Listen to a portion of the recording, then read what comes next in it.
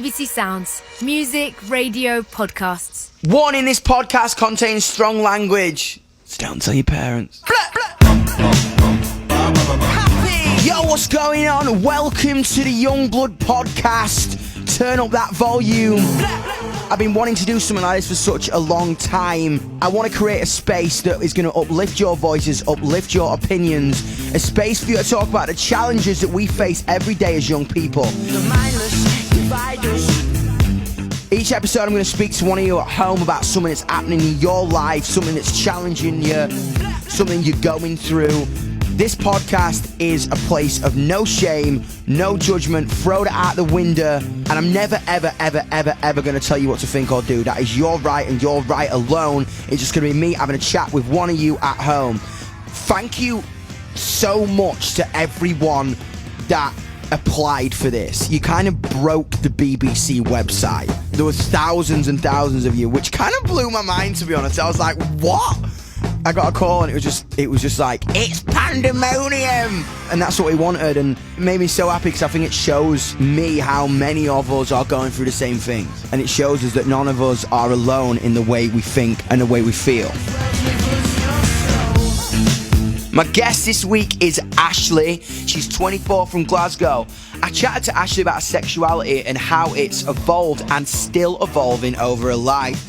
Ashley was so cool to speak to, a complete activist, totally open, and I think that's so important when it comes to this. We should all feel we can talk about our sexuality openly and with absolute pride. I can't wait for you to hear this conversation. Sit back and turn up that volume.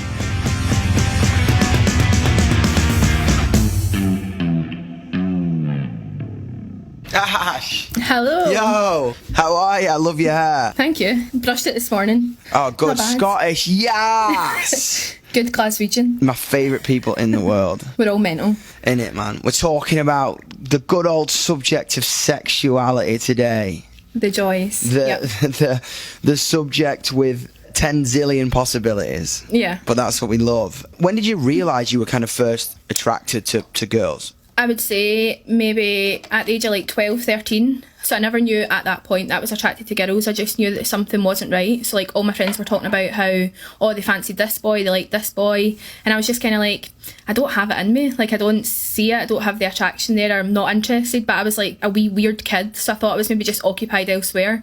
And then when I got to like 14, it started to make sense. I was like, I think I'm attracted to them because I feel the way about girls the way my friends talk about boys. It's just so interesting, isn't it? Kind of like where I was from, it was such a strange thing to be open about your sexuality. Like I was from Doncaster, and it was so like just not talked about. You know what I mean? Like the person next door would be like, "Oh, did you hear that person's gay next door?" It'd be like the talk of the street. Yeah, and it's just like so bizarre to me the way that society placed that boundary on everyone's sexuality, and how our generation just kind of smashed it to pieces, you know what I mean? Ripped it apart and threw it in the bin and then set the bin on fire, and that is kind of so amazing to me. And what was your reaction from your friends and family when you came out? So I told my mum I was working in a hairdressing salon at 14, and it was actually 10 years today since I came out.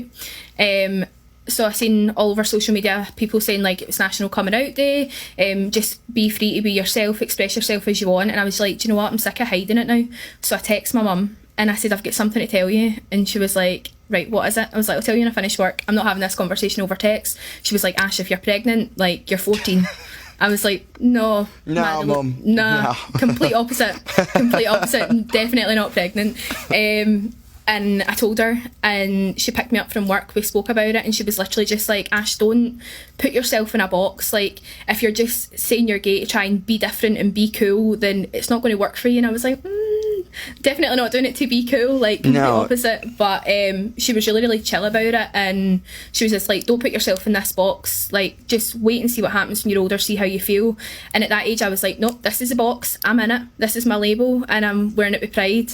And then now, as like I'm older, I'm like out that box, completely ripping labels apart. It's so interesting, isn't it? Because what was so amazing to me is you openly were like, my sexuality has changed and shifted. And it's so funny, isn't it, that kind of now there's so much pressure on what are you, what are you, tell me what you are. And the idea that I think is important to amplify, that if you change and your sexuality changes, that does not invalidate your decision to have previously come out as gay or lesbian or bisexual, and then change and become polyamorous, or whatever you identify as is what you are. You know what I mean? I think it's important for people to kind of know that you can change your sexuality.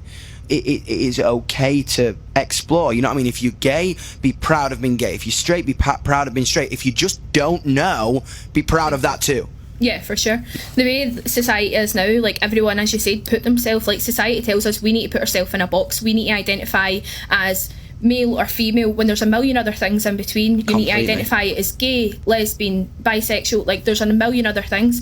So all for me, it's the person, for sure.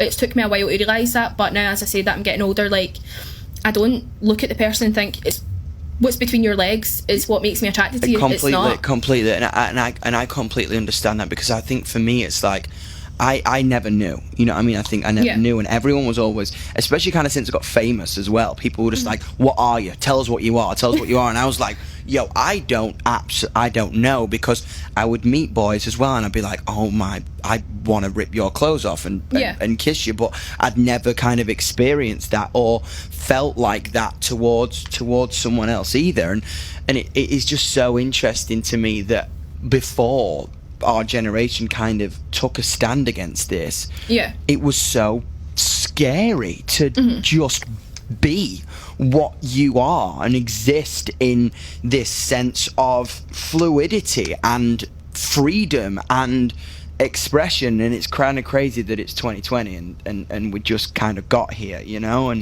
there's been such a huge difference in the last 10 years. Like, when I was at school and when I essentially came out, I knew one other person out of the whole school or out with school that was identifying anything other than straight. Like, it was just not heard of. Right? Yeah. Had he not come out yet?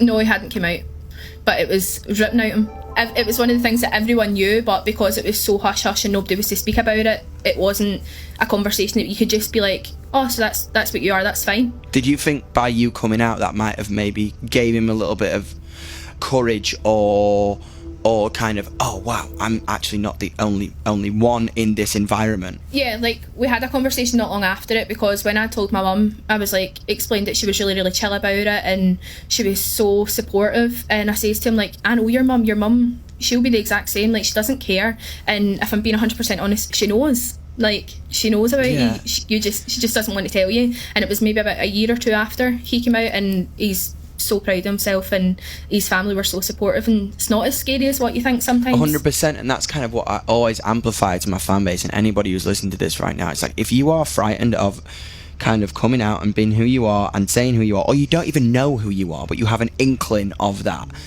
be proud to tell people, be proud to not know, be proud to care, be proud to just be. Someone will support you. If it's not your family, if it's not your friends, you share your story online, someone will be like, I feel exactly the same way. I feel exactly like you and I'm struggling as well. And you'll kind of meet a friend, or you might even meet the person you spend the rest of your life with, you know what I mean, like that. And I think it's just so important to kind of amplify that freedom and not be afraid to shout about it. Be yourself.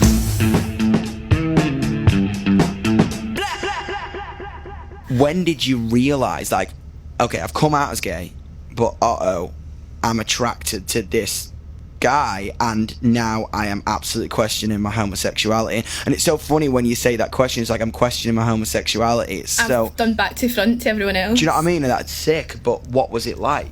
It was one of the things that, like, I've always been able to look at a guy and think, do you know what, he's attractive. But it's the same with anybody that's essentially straight. Another girl can look at another girl and think she's pretty. But for me, I knew it was different, and I just knew that it was something that I hadn't crossed before.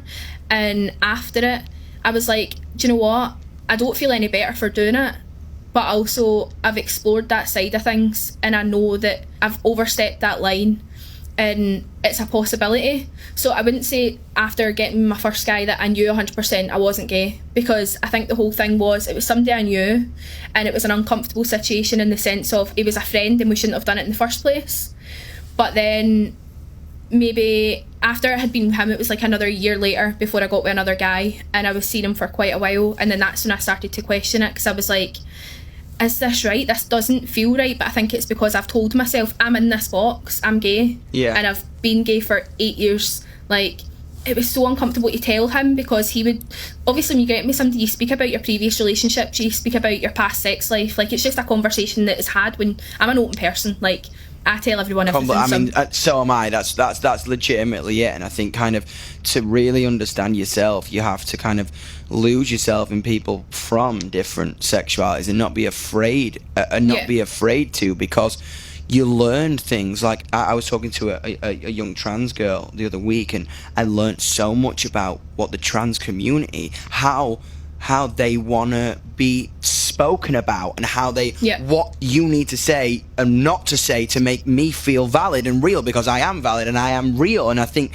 you learn so much about sex and sexuality by exploring those ideas. That's not me saying go have sex with other people. That's talk about it, learn, experience, just be open to it and hearing it instead of being closed-minded. Do you know what I mean? What was it like kind of speaking to boys about kind of your past? Because I know, like, you know what I mean, it's so funny, like masculinity. Was there any like stigma, like, oh well, she used to be a lesbian, that's crazy? All the time. Yeah, like even now. So like the way I see it, it goes one or two ways. So they're either complete like sleazies and they'll be like threesome, that's the first thing, like let's have sex with another girl, and I'm like, no, that's not how it works. Or it's a complete, not opposite, but I feel like some guys are kind of intimidated by me because I'm out there with the way I look. Like, I'm covered head to toe in piercings, tattoos, like I've got colourful hair, like I've got a mullet. Like, people look at me and they just assume things and they just judge me based on the way I look. So I feel like guys are really intimidated.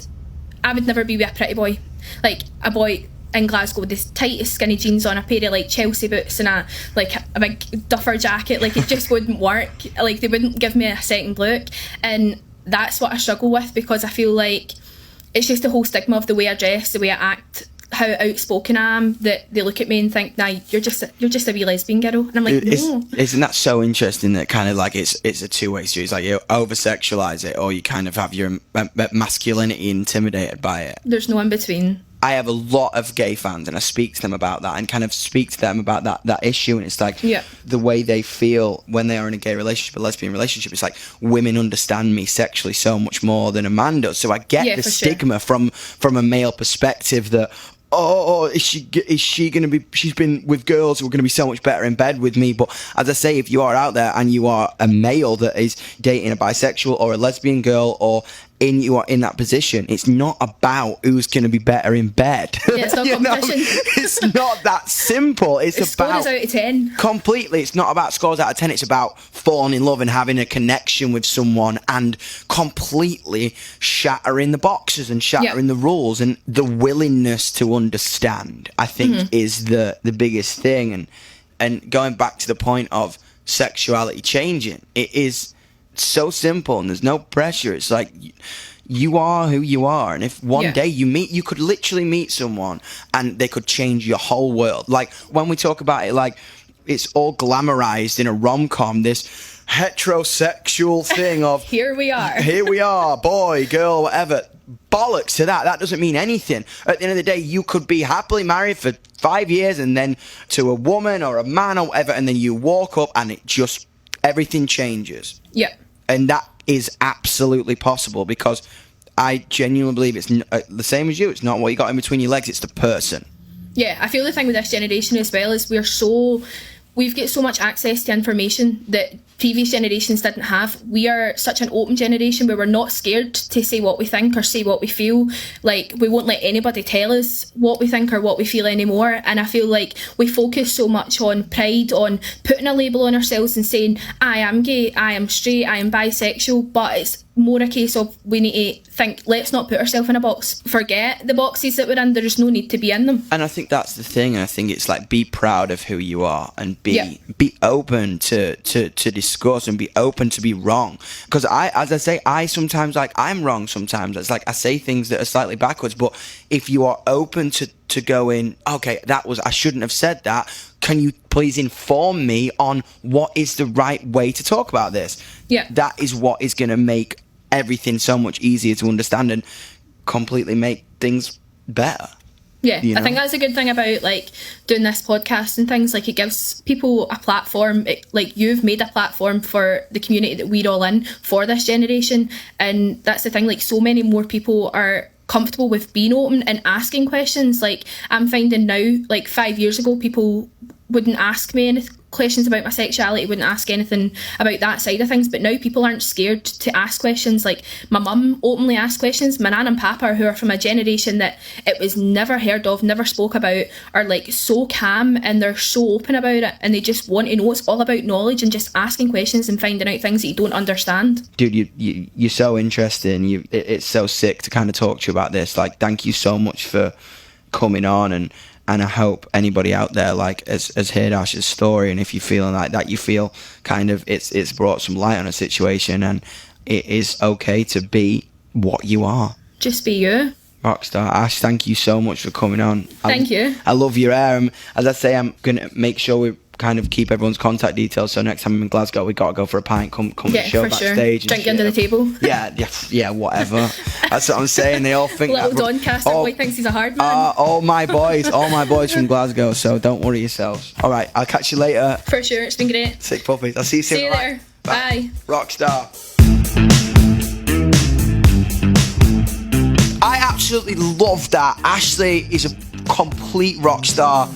You should always feel free to explore your sexuality, no matter what it is, and if it changes over time. There are no rules ever. Let us be the ones to destroy all the boxes and to just be who we are with absolute pride and absolute passion. Subscribe to the podcast on BBC Sounds to hear new episodes. I'll see you next week. I love you. Look after yourself. Be loud, be proud, and turn the volume down now. That rhymes.